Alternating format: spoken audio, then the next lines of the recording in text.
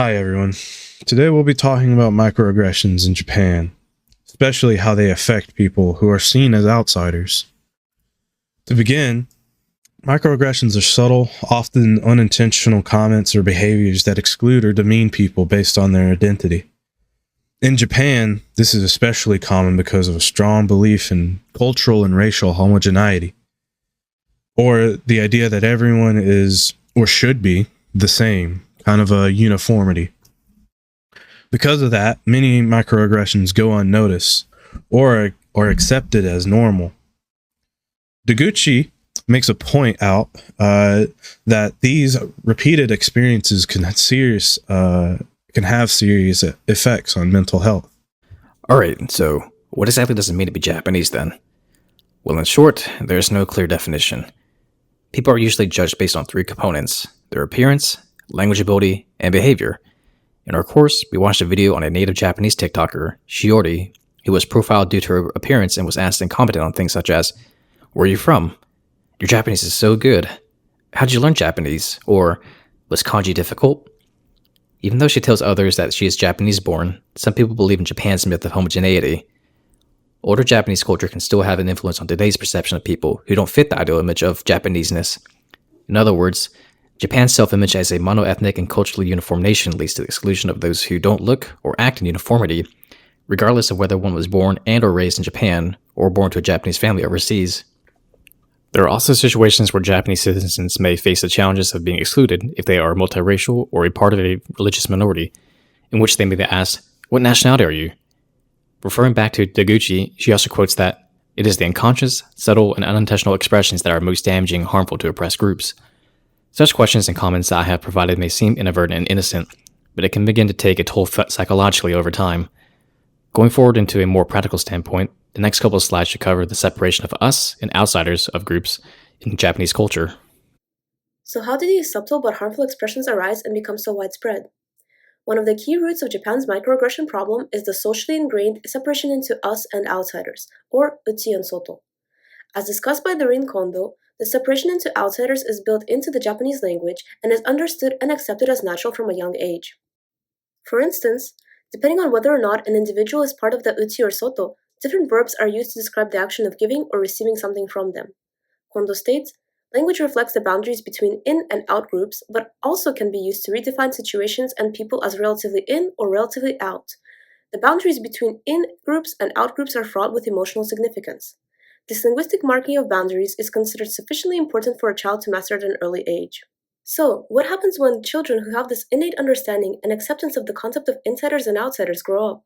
How do they regard and interact with individuals who are different from the typical Japanese? Well, according to Takayuki Tsuda, when it comes to their Nikkei Brazilian co-workers who, despite being ethnically Japanese, differ culturally because they grew up in Brazil, the Japanese do not seek out relationships with them.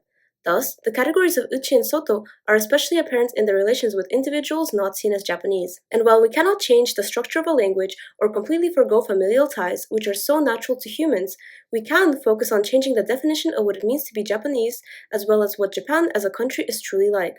If the myth of a monoethnic, homogeneous Japan is finally dispelled, the wider public will come to realize that Japan is truly diverse, and it will become possible to broaden the definition of Japanese, and allow for individuals not currently accepted as typically Japanese to be able to participate equally within this in-group and out-group structure without automatically being classified as outsiders because of their perceived foreignness.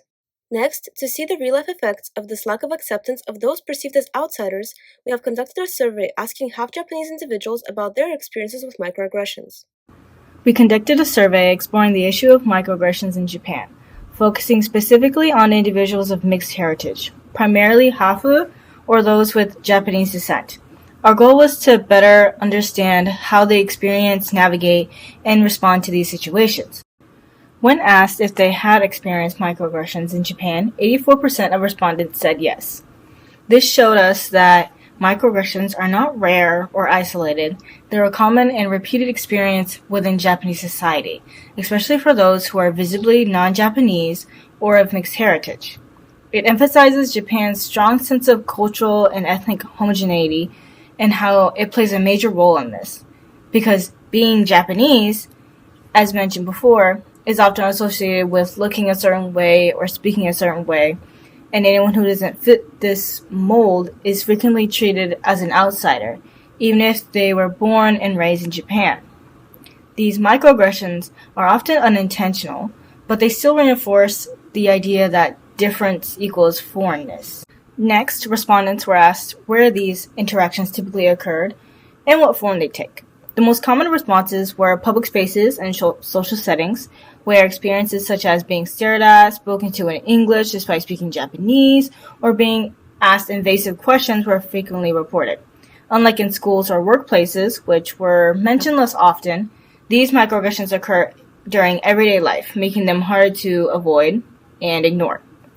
As noted in Deguchi's article, this may be linked to the perception among many Japanese people of themselves as the dominant culture group, often resulting in a lack of awareness or recognition of how these behaviors affect others.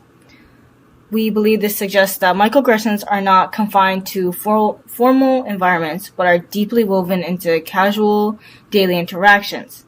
It also highlights how visible difference continues to attract attention or assumptions in public spaces, especially in a society where diversity is still perceived as unusual and where xenophobic attitudes appear to be on the rise. When asked whether or not these experiences affected their sense of belonging in Japan, a little more than half answered no. At a first glance, this might seem like a positive result. It suggests that more than half of respondents are able to maintain a sense of belonging despite their experiences. This could speak to a kind of resilience or even a solid understanding and acceptance of their identity, being both Japanese and something else, and not needing external validation to feel they belong. But it's also important to recognize that 42.1%, nearly half, do feel that these experiences impact their sense of belonging. That's a significant number. It highlights the emotional weight of microaggressions and shows that for many, these aren't just passing comments. They're cumulative experiences that shape how welcome or accepted someone feels in their own country. One of the key questions we asked in the survey was, how do you typically respond to microaggressions? The overwhelming majority, 84% of the respondents, said they choose to ignore them. This response tells us a lot about the social dynamics at play. First, it suggests that microaggressions have become so normalized that many people feel like they're just a part of everyday life. There's a sense that speaking up might not change anything or might even backfire. It also points to a lack of safe spaces or institutional support where people feel heard or validated when they choose to speak up. And finally, ignoring these experiences might be a form of emotional self-protection. When you're exposed to microaggressions regularly, it's exhausting to constantly defend your identity. When I asked participants if they feel comfortable addressing microaggressions when they happen, the answers were pretty striking. Most people said they don't usually respond, but the reasons were pretty layered. Some simply don't see the point. They feel that speaking up wouldn't change anything because these behaviors are so ingrained and seem as harmless by others. One person said, even if I did say something, they probably wouldn't care or listen. Others choose silence out of respect for their elders, reflecting Japan's respect-based social structure. For many, microaggressions have become so frequent that they're just part of everyday life. One person even said they find the experience fun and unique. Altogether, this shows that silence around microaggressions isn't always passive. It can be a survival strategy, a cultural response, or even a form of inner peace. We also asked participants whether they found supportive communities or resources to help them navigate these experiences. The majority said no. This points to a troubling level of isolation where many mixed-race individuals don't feel like they have a community to lean on. But among those who did find support, their resources show how important relatability is. Some mentioned having other Haku friends. Others turned to social media, especially platforms where people with similar backgrounds share their stories. Shi-chan_hanashi is a TikToker, a great example of using humor to share personal experiences and shed light on microaggressions. By telling her experiences in a lighthearted and relatable way, she creates a space where people with similar backgrounds can connect and feel seen. A few also cited family as their primary source of emotional support. So while many feel alone in their experiences, those who did find support often find it through shared identity and storytelling, whether in person or online. And that connection seems to be one of the most powerful tools for coping with microaggressions. Lastly, to address the issues of microaggressions in Japan, we've identified 3 main areas where change can happen. First, education, policy, and most importantly, public perception. First, education and awareness are key. Deguchi emphasizes teaching from the perspective of the dominant group helps people recognize their own privilege and role in maintaining inequality. Starting multicultural education early, especially in schools, can help normalize the diversity and reduce bias before it becomes ingrained. Second, policy and institutional change. This would include supporting anti-discrimination policies and having clear systems in place for reporting microaggressions. It also means giving teachers, employers, and officials the proper training to understand and address these issues in everyday settings.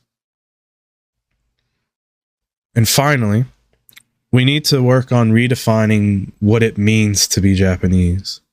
That means promoting awareness campaigns that challenge the idea of Japan as a completely homogeneous society. It also means encouraging media, schools, and government to broaden the image of who counts as Japanese, so that people who are currently excluded can feel a more sense of belonging.